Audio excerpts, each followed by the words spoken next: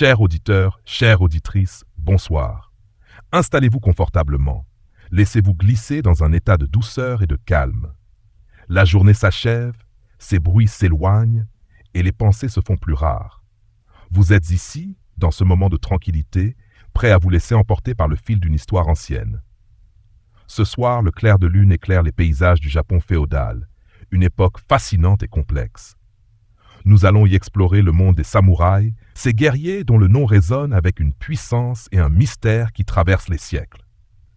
Leur histoire n'est pas seulement celle de batailles et d'armures scintillantes, mais aussi celle d'un mode de vie, d'un code d'honneur et d'une vision du monde qui a profondément marqué la culture japonaise. L'image que nous avons des samouraïs est souvent une image d'Épinal, un guerrier stoïque, un sabre aiguisé à la ceinture, prêt à mourir pour son seigneur. Mais pour comprendre véritablement qui ils étaient, nous devons regarder au-delà de cette figure romantique. Le mot samouraï lui-même nous donne une première clé. Il vient du verbe japonais saburo, qui signifie servir ou accompagner. Les samouraïs étaient avant tout des serviteurs, des gardes d'honneur, des administrateurs. Ils ont émergé d'un chaos, celui des premières années du Japon féodal, où le pouvoir de la cour impériale s'affaiblissait au profit de puissants clans provinciaux. Imaginez les collines verdoyantes et les rizières en terrasse du Japon médiéval.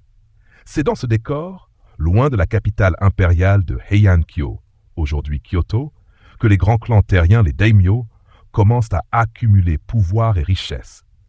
Pour protéger leur domaine et étendre leur influence, ils ont besoin de guerriers loyaux, disciplinés et compétents. C'est ainsi que la classe des samouraïs prend forme, une nouvelle aristocratie militaire qui va peu à peu supplanter l'aristocratie civile et culturelle de la cour.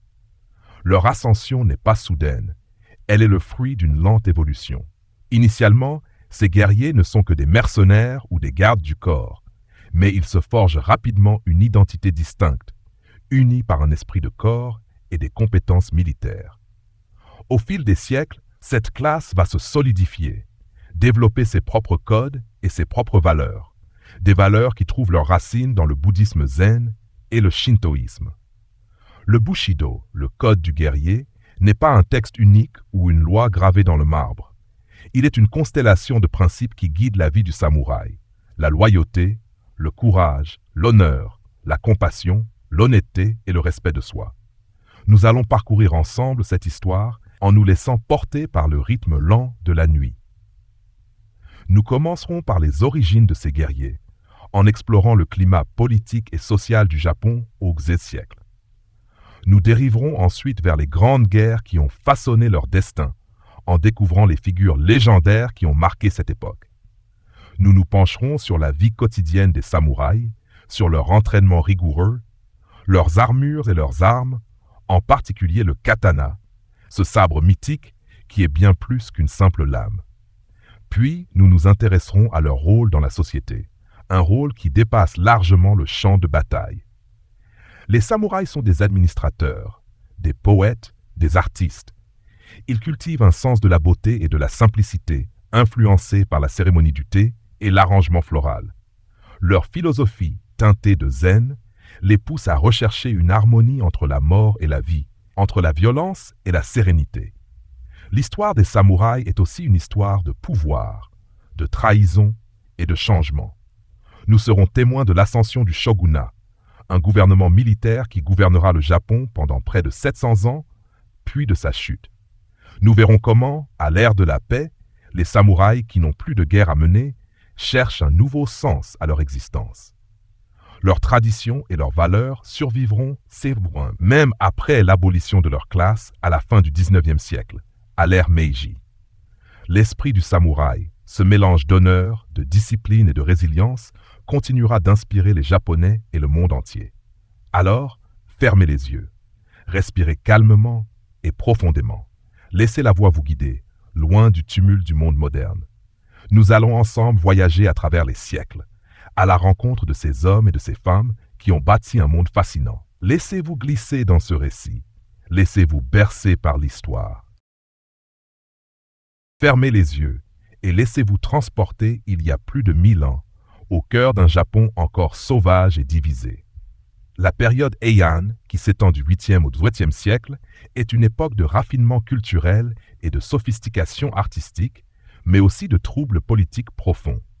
Au sein de la capitale, Heian-kyo, la cour impériale vit dans une bulle de luxe et d'élégance, loin des réalités des provinces. Les aristocrates sont des poètes, des calligraphes et des connaisseurs d'art, mais ils ne sont pas des guerriers. Leur pouvoir, en apparence absolue, s'effrite lentement. Les grandes familles nobles, comme les Fujiwara, contrôlent l'empereur, mais leur emprise ne s'étend guère au-delà des environs de la capitale. C'est dans ce vide de pouvoir que les samouraïs, alors appelés bushi, trouvent leur raison d'être. Le terme bushi signifie simplement guerrier. Ces hommes émergent des campagnes, des vastes domaines agricoles gérés par de puissants propriétaires terriens, les daimyo en devenir. Ces propriétaires, souvent d'anciens fonctionnaires impériaux, lassés de la corruption de la cour, ou des chefs de clans locaux, ont besoin de bras pour protéger leurs terres et leurs récoltes des bandits et des clans rivaux. Ils créent leur propre milice privée, formée d'hommes robustes, compétents en maniement des armes et fidèles. À l'origine, ces guerriers ne sont pas la classe élitiste que nous connaissons. Ce sont des paysans ou des artisans qui, par nécessité, apprennent à se battre. Mais au fil du temps, cette fonction se professionnalise.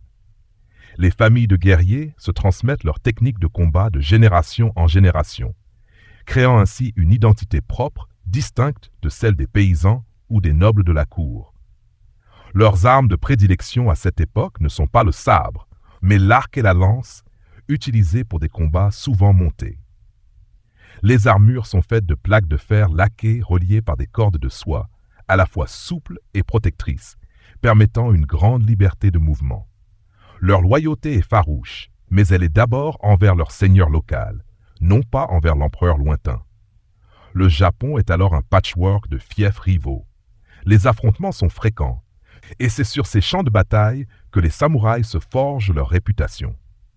Deux clans guerriers en particulier commencent à s'imposer et à dominer le paysage politique et militaire, les Taira et les Minamoto.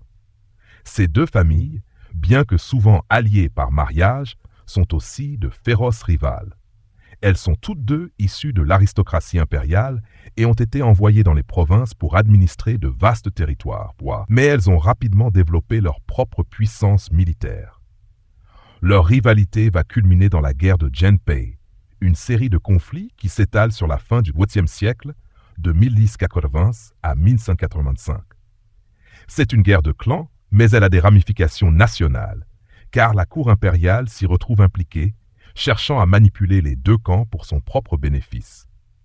Cette guerre oppose le clan Taira, qui contrôle la capitale et la cour, et le clan Minamoto, dont les guerriers sont issus des provinces orientales du Japon. C'est une période de chaos et de violence qui va changer la face du Japon. Le Minamoto no Yoritomo, un chef de clan exilé, rassemble une armée et lance une campagne militaire audacieuse contre les Taira. Son demi-frère, Minamoto no Yoshitsune, devient l'un des généraux les plus brillants de l'histoire du Japon, remportant des victoires retentissantes grâce à sa stratégie inventive et audacieuse. La guerre de Genpei se termine par une victoire écrasante des Minamoto lors de la bataille navale de Dan-no-ura en 1635. C'est la fin du règne des Taira, et c'est aussi le moment où la classe des samouraïs s'affirme définitivement comme la force politique dominante du pays. Cette victoire marque un tournant. L'aristocratie de la cour a échoué à maintenir la paix et le pouvoir. Les guerriers ont réussi. À partir de ce moment, le centre de gravité du pouvoir ne sera plus la capitale impériale et ses intrigues raffinées, mais les forteresses et les champs de bataille de la province. La période Kamakura commence, et avec elle, le long règne des guerriers. C'est dans ce nouveau monde que le samouraï, tel que nous le connaissons, va véritablement prendre son essor, non plus seulement comme un simple garde, mais comme le maître du destin du Japon. Alors que nous nous enfonçons dans cette époque tumultueuse, respirez profondément et imaginez les champs de riz, les forêts de bambous, les montagnes brumeuses et les lances qui scintillent sous le soleil. L'histoire du Japon n'est plus écrite par des poètes, mais par des hommes d'armes. Leur histoire est notre prochaine étape. Laissez les images se former dans votre esprit, doucement, et laissez-vous bercer par ce moment de calme. La victoire des Minamoto à Dan-no-Ura n'est pas simplement la fin d'une guerre, c'est le début d'une ère entièrement nouvelle pour le Japon. Minamoto no Yoritomo, le leader victorieux, ne fait pas l'erreur de son ennemi Taira en s'installant à la cour impériale de Heian-kyo. Il sait que le pouvoir réel ne réside plus dans les intrigues de palais, mais dans le contrôle des terres et des guerriers.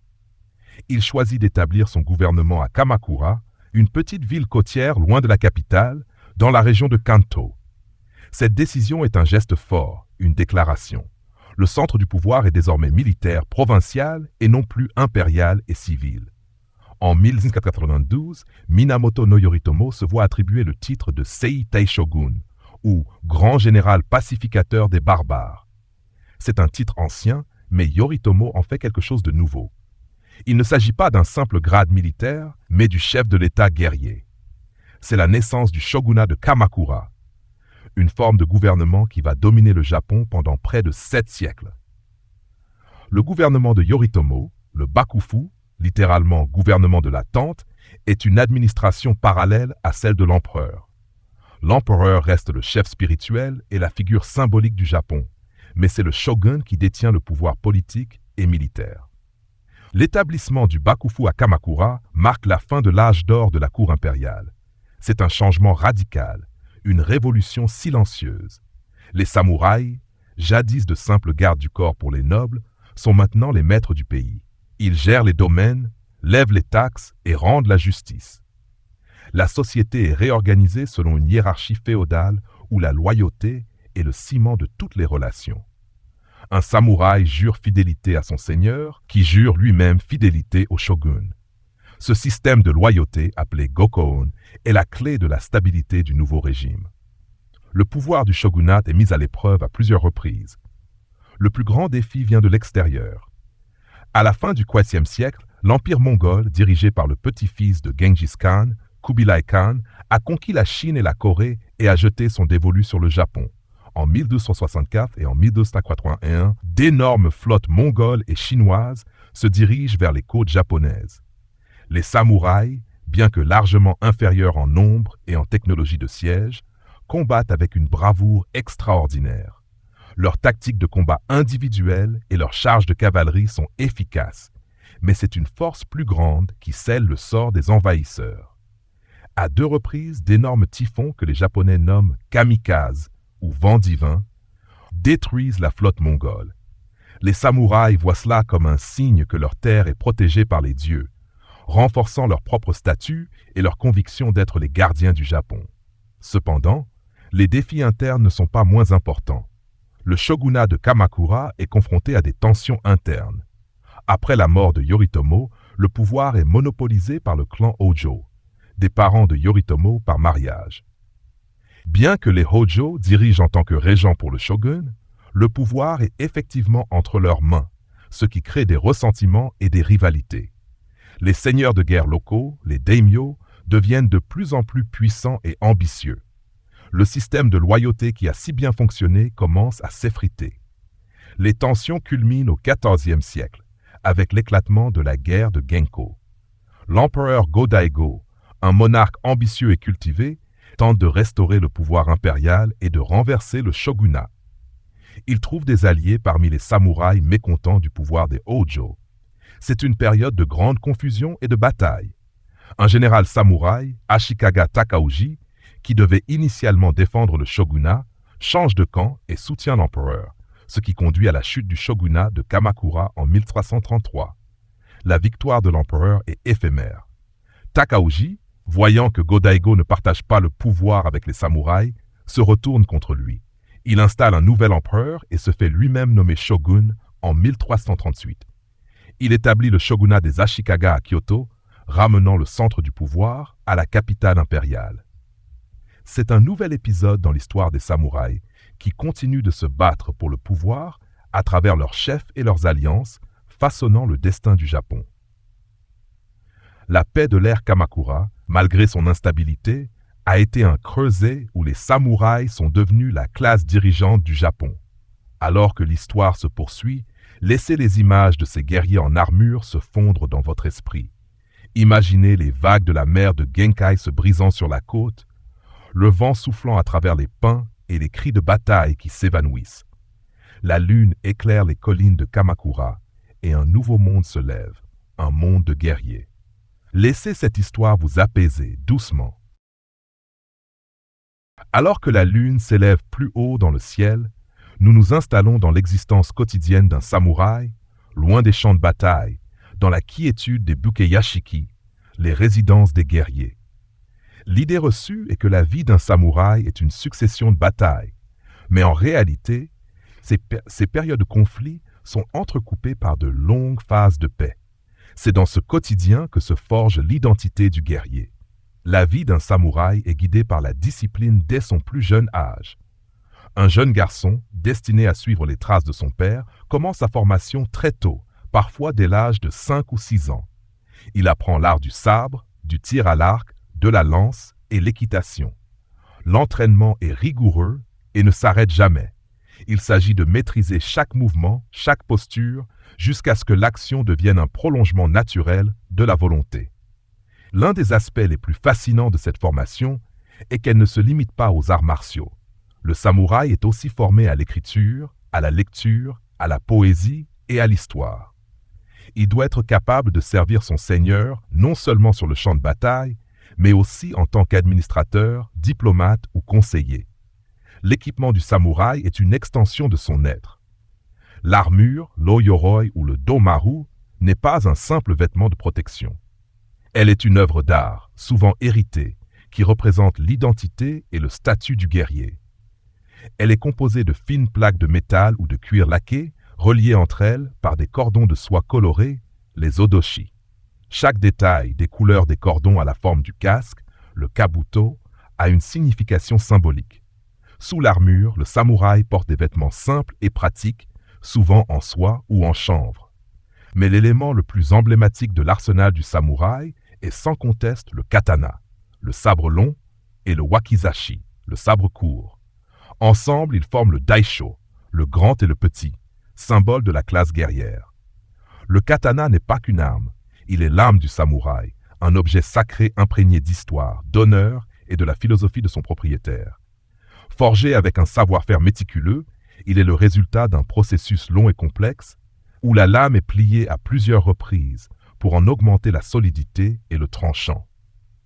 Le sabre est toujours à la ceinture du samouraï, même dans la vie civile, rappel de son devoir et de sa disposition à tout moment. En temps de paix, la vie est rythmée par les devoirs envers le seigneur et la famille. Les samouraïs de rang élevé administrent leurs terres, collectent les impôts et rendent la justice. Ils participent aux cérémonies de la cour et aux événements sociaux. Les samouraïs de rang inférieur, quant à eux, agissent comme des gardes ou des assistants. Leurs journées sont souvent consacrées à l'entraînement, à la méditation et à l'entretien de leurs armes et de leur équipement. La vie familiale est organisée de manière très hiérarchique, avec un grand respect pour les anciens. L'éducation des enfants est une priorité absolue. C'est car elle garantit la pérennité du clan. Le samouraï vit dans un monde où la mort est une possibilité constante. Cette conscience de la fragilité de l'existence influence profondément sa vision du monde. Le bouddhisme zen, en particulier, trouve un écho puissant dans la mentalité du guerrier.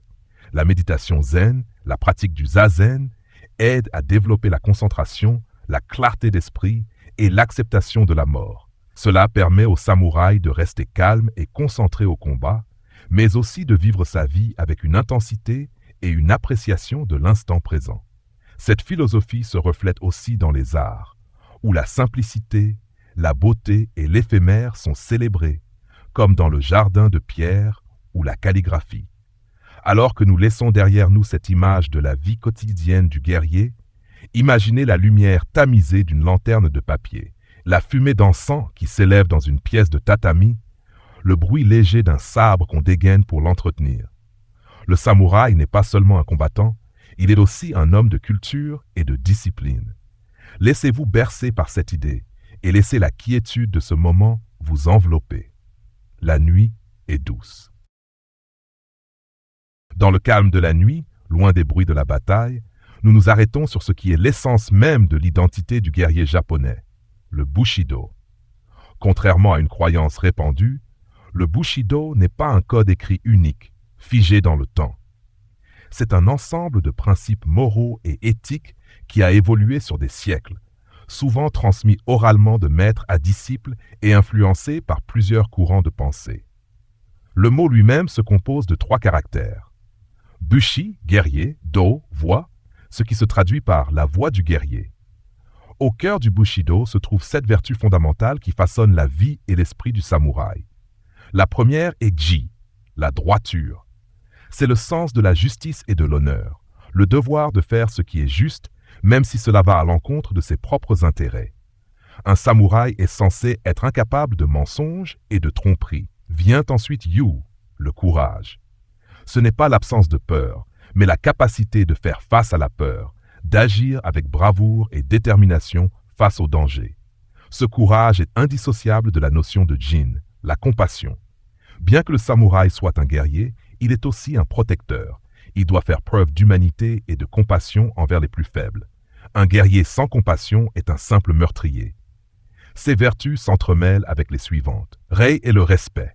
Le samouraï honore son supérieur et ses ancêtres, mais il doit aussi faire preuve de respect envers ses ennemis.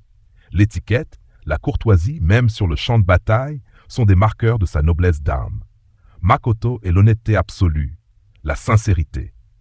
Un samouraï ne donne pas sa parole à la légère, car quand il la donne, elle est aussi fiable qu'une promesse scellée par le sang. Enfin, Meiyo est l'honneur. C'est la valeur la plus sacrée pour un samouraï. La perte d'honneur est la pire des catastrophes, bien pire que la mort. C'est ce principe qui justifie le seppuku, le suicide rituel, une manière de restaurer son honneur perdu. L'acte est un dernier geste de courage et de dignité, un moyen de prouver que l'honneur du samouraï est plus important que sa propre vie. La dernière vertu est shuji, la loyauté indéfectible. La loyauté envers son maître, le daimyo, est la pierre angulaire de l'existence du samouraï. Un guerrier loyal est prêt à se sacrifier pour son seigneur sans hésitation. Ces principes sont influencés par les 3 grandes philosophies qui ont marqué le Japon, le confucianisme, le bouddhisme zen et le shintoïsme. Le confucianisme, importé de Chine, a fourni les bases du respect de l'autorité, de la famille et de la hiérarchie. Le bouddhisme zen a apporté la notion de détachement, de discipline mentale et de méditation, essentielle pour maîtriser la peur et la concentration au combat. Le shintoïsme, la religion native du Japon, a nourri le respect de la nature et le culte des ancêtres. Le Bushido est ainsi une synthèse de ces courants, créant un code de conduite unique, à la fois pragmatique pour le combat et profondément spirituel. Le Bushido n'est pas un concept abstrait. Il se vit au quotidien. Il se manifeste dans la manière de s'entraîner, de prendre soin de ses armes, de s'incliner devant son maître, de faire face à l'adversité. C'est la raison pour laquelle les samouraïs, même pendant les longues périodes de paix, continuent de s'entraîner et de se perfectionner. Le perfectionnement est un processus sans fin, un idéal vers lequel on tend sans jamais l'atteindre complètement. En se laissant porter par cette réflexion, on comprend que le samouraï n'est pas seulement un tueur professionnel, mais un guerrier philosophique. Sa vie est une recherche constante de l'harmonie entre son devoir de protéger son seigneur et ses valeurs spirituelles. Le Bushido est le fil d'Ariane qui le guide à travers le chaos de l'existence. Alors que nous dérivons doucement vers le prochain chapitre, laissez ces principes s'installer dans votre esprit. La droiture, le courage, la compassion, le respect, l'honnêteté, l'honneur et la loyauté. Ces mots ne sont pas que de simples concepts. Ils sont la musique de l'âme du samouraï. Laissez cette mélodie vous bercer, doucement, alors que la nuit avance. Après la brève et tumultueuse restauration impériale menée par l'empereur Go-Daigo, le Japon entre dans une longue période de fragmentation et de chaos. Le shogunat Ashikaga, bien qu'il ait ramené le pouvoir à Kyoto, n'est jamais aussi stable que son prédécesseur de Kamakura. Le pouvoir du shogun s'affaiblit progressivement au fil du temps. Les grands seigneurs de guerre, les daimyo, gagnent en autonomie et en force. Ils dirigent leur propre province, construisent leurs propres châteaux et luttent pour agrandir leur territoire. Les allégeances deviennent fluides et la loyauté change au gré des alliances et des trahisons. C'est dans ce contexte que débute le Sengoku Jidai, la période des États en guerre, un âge sombre et fascinant qui s'étend du milieu du XVe siècle au début du VIIe siècle. La guerre d'Onin, qui éclate en 1467, est le point de non-retour. Cette guerre, qui dure plus de 10 ans, réduit la capitale, Kyoto, en cendres et brise ce qui restait de l'autorité du shogunat. Les daimyo qui se battent à Kyoto et les seigneurs qui les soutiennent retournent ensuite dans leur province pour établir des royaumes indépendants, laissant derrière eux une nation en morceaux. L'époque des États en guerre est une période de grande violence, mais aussi d'innovation et de transformation. Les tactiques de combat changent. Les affrontements ne sont plus des duels chevaleresques entre samouraïs, mais des batailles à grande échelle impliquant des milliers d'hommes. Les seigneurs de guerre utilisent de nouvelles armes, comme le teppo, le mousquet à mèche, introduit par les Portugais au milieu du XVIe siècle. Cette nouvelle technologie change radicalement la nature de la guerre. Les armures des samouraïs deviennent plus lourdes et plus résistantes aux tirs. Les châteaux se transforment en forteresses massives avec de hauts murs de pierre pour résister aux assauts. Au milieu de ce chaos, une nouvelle figure de samouraï émerge. Le daimyo, le seigneur de guerre qui n'est pas seulement un général, mais aussi un politicien, un administrateur et un stratège. Ces hommes doivent être capables de lever des armées, de gérer des économies, de construire des forteresses et de conclure des alliances. C'est l'âge des figures légendaires qui domine les récits de cette époque. Takeda Shingen, le tigre de Kai, célèbre pour ses tactiques de cavalerie, Uesugi Kenshin, le dragon d'Echigo, son grand rival, et d'autres encore, qui luttent sans relâche pour la domination du Japon. Malgré le chaos et la violence, le Sengoku Jidai est aussi une période de floraison culturelle. L'incertitude de l'époque incite les gens à trouver du réconfort dans la beauté et l'éphémère. C'est le moment où la cérémonie du thé, le Chanoyu, atteint son apogée, avec des maîtres comme Sen no Rikyu, qui intègrent l'esthétique du wabi-sabi, la beauté de l'imperfection et de la simplicité dans l'art de vivre. La poésie, la peinture à l'encre et les jardins zen continuent de prospérer. Les daimyo, malgré leur soif de pouvoir, sont souvent aussi des mécènes des arts. La vie d'un samouraï de cette époque est une existence de haute voltige. Il doit être prêt à se battre à tout moment, mais il doit aussi être loyal, ingénieux et adaptable. La notion de loyauté, si chère au Bushido, est mise à rude épreuve, car les seigneurs trahissent souvent leurs alliances. Le concept Gekkokujo, le renversement par le bas, est monnaie courante. Un samouraï d'un rang inférieur peut s'emparer du pouvoir de son supérieur. Ce chaos ne peut pas durer éternellement. Les Japonais aspirent à la paix. C'est l'appel à l'unification qui va mettre fin à cette période de guerre. 3 grands hommes, les 3 unificateurs du Japon, vont émerger de ce bain de sang et changer le cours de l'histoire. Oda Nobunaga, Toyotomi Hideyoshi et Tokugawa Ieyasu. Ils sont l'incarnation de l'esprit du Sengoku Jidai, implacable, ambitieux et visionnaire. Alors que nous nous tournons vers la prochaine partie de l'histoire, laissez l'image des châteaux de pierre et des bannières de guerre se fondre dans la douceur de la nuit. Le fracas des batailles s'éloigne. Le Japon, fatigué de la guerre, est sur le point d'entrer dans une nouvelle ère, une ère de paix et de stabilité. Laissez ces pensées apaiser votre esprit, vous préparant à un sommeil profond. Alors que la lune éclaire les collines du Japon, le chaos du Sengoku Jidai, la période des États en guerre, trouve sa conclusion avec l'ascension de 3 figures monolithiques, 3 hommes qui ont incarné l'esprit de leur temps et qui, chacun à leur manière, ont forgé l'unité du Japon. Ces 3 unificateurs, comme on les appelle, sont Oda Nobunaga, Toyotomi Hideyoshi et Tokugawa Ieyasu. Ils représentent 3 étapes distinctes du processus d'unification. Le premier, Oda Nobunaga, est le plus impitoyable et le plus visionnaire des 3. Issu d'un petit clan de la province d'Owari, Nobunaga est un génie militaire et un réformateur social audacieux. Il est connu pour sa cruauté envers ses ennemis et ses alliés et pour sa volonté de rompre avec les traditions. Il est le premier à voir le potentiel du teppo, le mousquet portugais, et à l'utiliser en masse pour décimer les charges de cavalerie adverses. Il détruit les bastions du pouvoir religieux, comme les monastères bouddhistes du mont Hiei, et met fin à l'influence de ces institutions sur la politique. Sa devise pourrait être résumée par un proverbe que l'on lui attribue « Si un oiseau ne chante pas, je le tue ». Sa méthode pour unifier le Japon est la force brute, la destruction de l'ancien ordre pour faire place à une nouvelle ère. Nobunaga a le Japon à portée de main, mais il est trahi et assassiné en 1592 par l'un de ses généraux, Akechi Mitsuhide, dans le temple de Honnoji. Sa mort laisse un vide immense et rouvre le jeu de la succession. C'est là qu'intervient le second unificateur, Toyotomi Hideyoshi. L'histoire d'Hideyoshi est l'une des plus remarquables du Japon féodal. Fils d'un simple paysan, sans ascendance samouraï, il grimpe les échelons grâce à son intelligence, son charisme et sa loyauté envers Nobunaga. Il venge la mort de son seigneur en écrasant Akechi Mitsuhide et prend le contrôle des territoires de Nobunaga. Hideyoshi, n'étant pas d'ascendance noble, ne peut pas devenir shogun, mais il se fait nommer Kanpaku, ou régent impérial, et prend le contrôle effectif du pays. Sa méthode d'unification est la diplomatie et l'ingéniosité.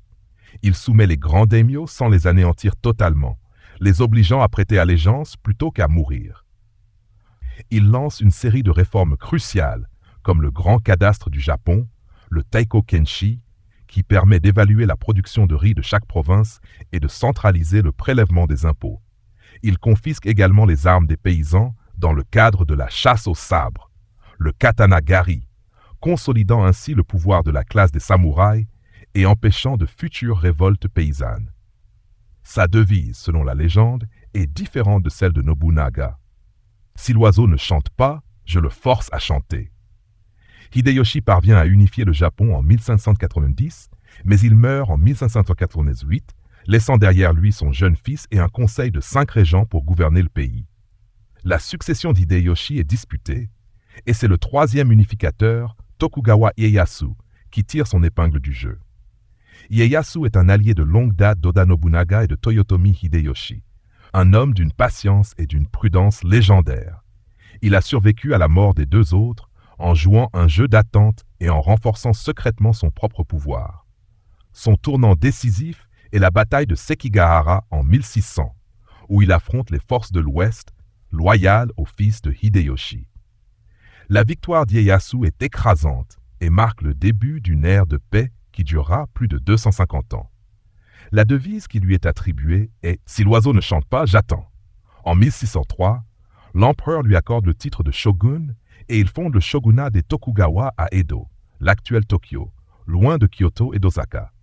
Ieyasu est le dernier grand samouraï de l'ère des guerres. Il est l'architecte de la paix. L'ère de la guerre est terminée. Le Japon, unifié, entre dans la longue période de l'époque d'Edo. Le rôle du samouraï va alors changer de façon spectaculaire. Alors que nous laissons derrière nous ces 3 figures, laissez les images de ces hommes qui ont façonné leur temps s'estomper dans le noir. Nobunaga, impétueux comme le feu. Hideyoshi, malin comme le vent. Ieyasu, patient comme la terre. Leurs destins ont tissé la toile de l'histoire du Japon. La paix est là. Respirez doucement. Le soleil du Japon se lève sur une nouvelle ère, l'époque d'Edo. Après plus d'un siècle de guerres intestines, la paix est enfin là, imposée et maintenue par le point de fer du shogunat des Tokugawa.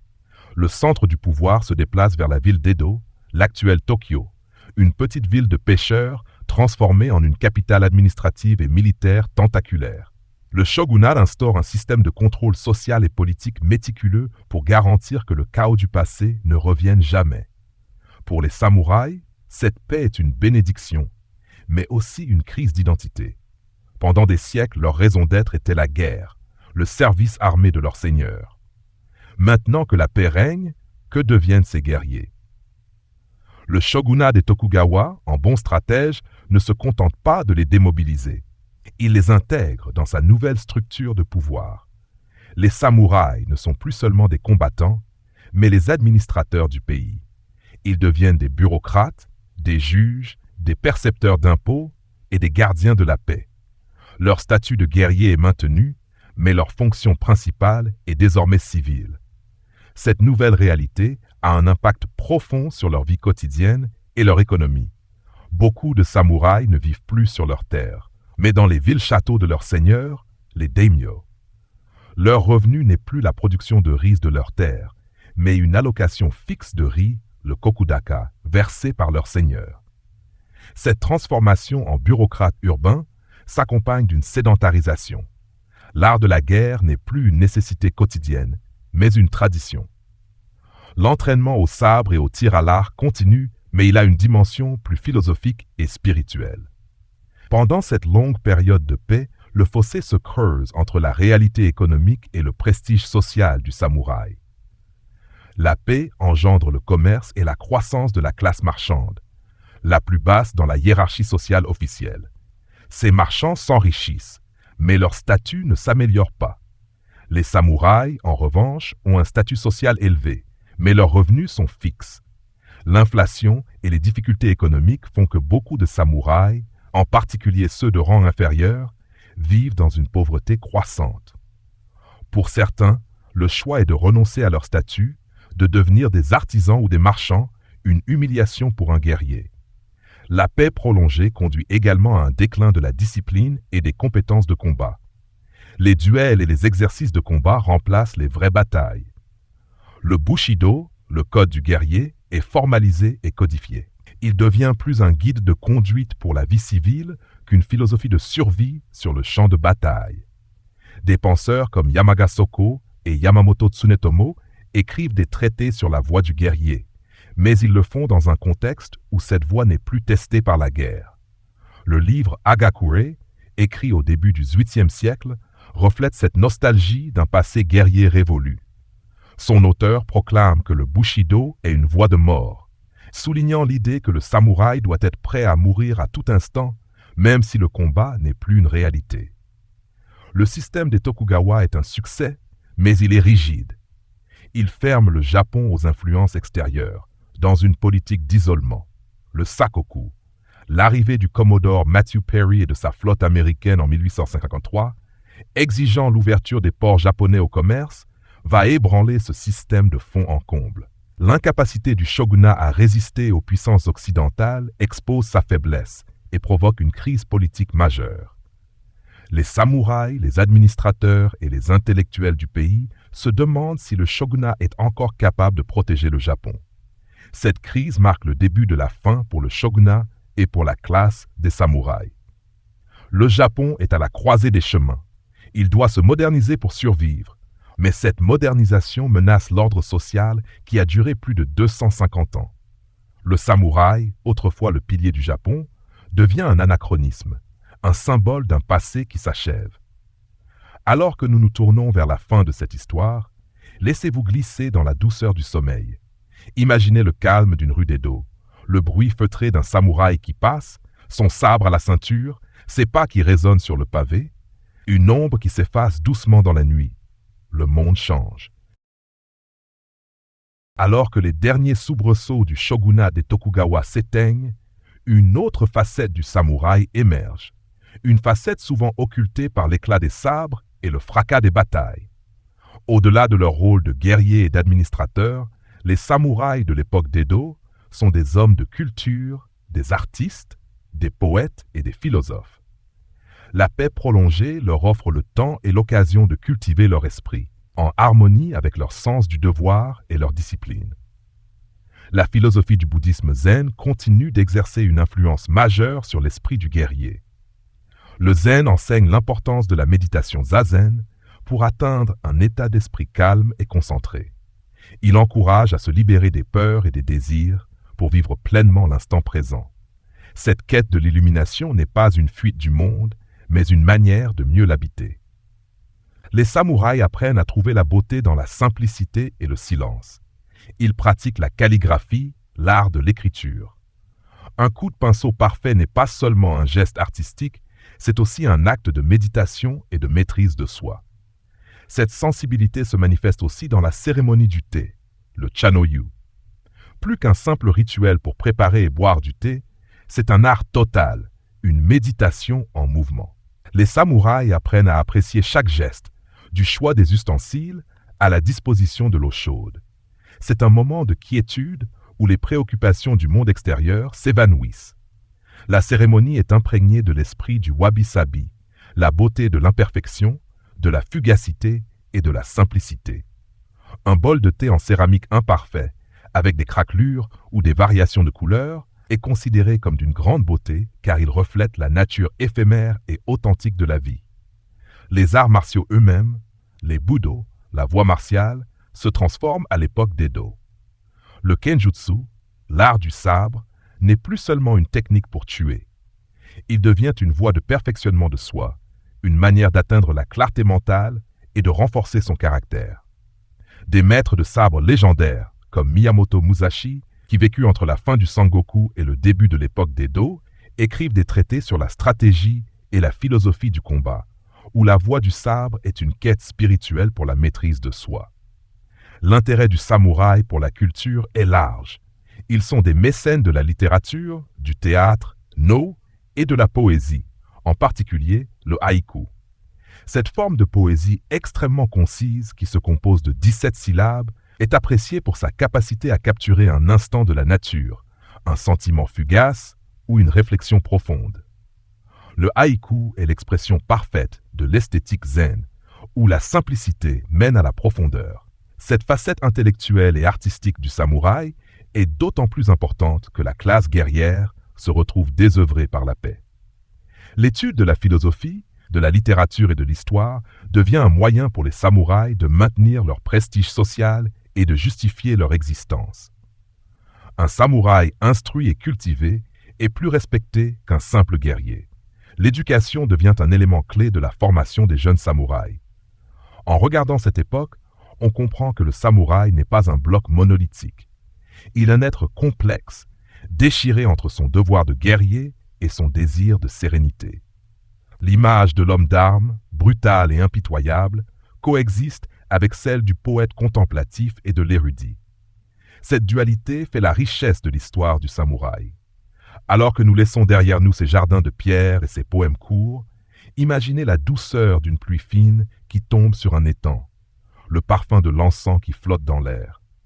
Laissez-vous bercer par cette quiétude et sachez que l'histoire du samouraï est aussi une histoire de beauté et de calme. Doucement, vous glissez vers le sommeil. La fin du shogunat des Tokugawa n'est pas une simple révolte, c'est un séisme qui bouleverse les fondations de la société japonaise. Sous la pression croissante des puissances occidentales et de l'incapacité du shogunat à y faire face, une coalition de samouraïs réformateurs, principalement issus des domaines de Satsuma et de Choshu, parvient à renverser le shogun et à restaurer l'autorité de l'empereur en 1868.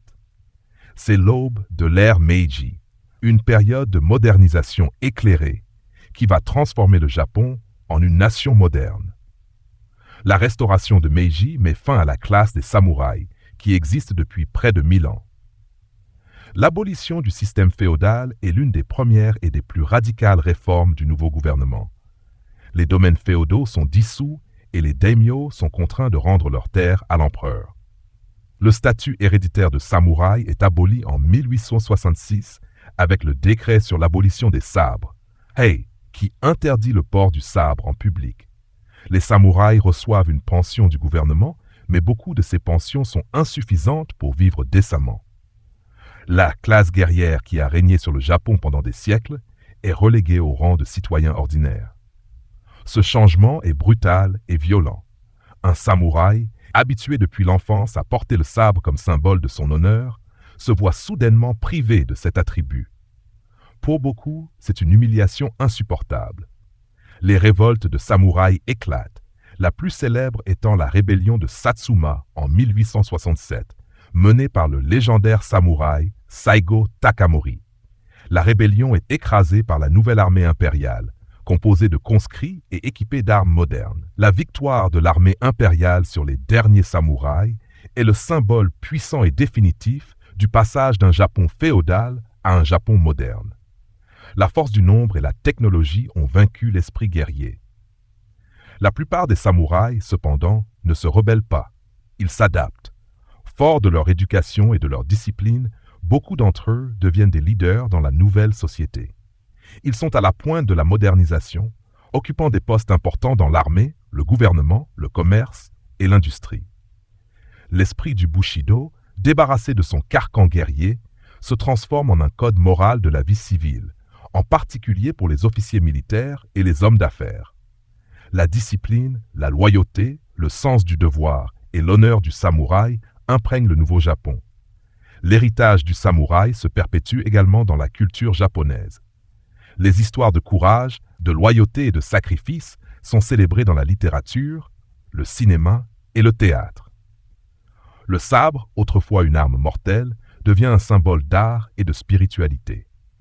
Des films comme ceux d'Akira Kurosawa, en particulier Les Sept Samouraïs, ont popularisé l'image du samouraï dans le monde entier en faisant une figure universelle du guerrier solitaire et honorable. Les films de samouraï ne sont pas seulement des films de combat, ils sont des réflexions sur l'honneur, la trahison et la place de l'individu dans un monde en mutation. Aujourd'hui, l'esprit du samouraï survit. Il se trouve dans les arts martiaux comme le kendo, la voie du sabre, une discipline qui se concentre sur l'entraînement mental et spirituel autant que physique. Il se trouve dans la discipline et l'éthique de travail qui caractérisent la société japonaise. L'idée de la loyauté indéfectible, de la recherche de la perfection et de la dignité face à l'adversité sont des valeurs qui ont leurs racines dans le Bushido. Notre voyage au cœur de l'histoire des samouraïs s'achève ici, de guerriers provinciaux à la classe dirigeante du Japon, puis à des figures mythiques de l'histoire. Les samouraïs ont tracé une voie unique, faite de violence et de poésie, de brutalité et de raffinement. Leur histoire est un miroir de l'âme japonaise. Leurs valeurs ont survécu à la disparition de leur classe, et leur héritage continue d'inspirer, d'intriguer et de fasciner. Alors que vous vous apprêtez à glisser dans le sommeil, laissez ces images s'effacer. Le guerrier, le poète, l'administrateur, le philosophe. Les samouraïs ont traversé les siècles, et leur histoire est désormais une partie de la vôtre.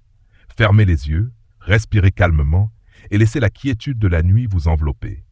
Doux rêve.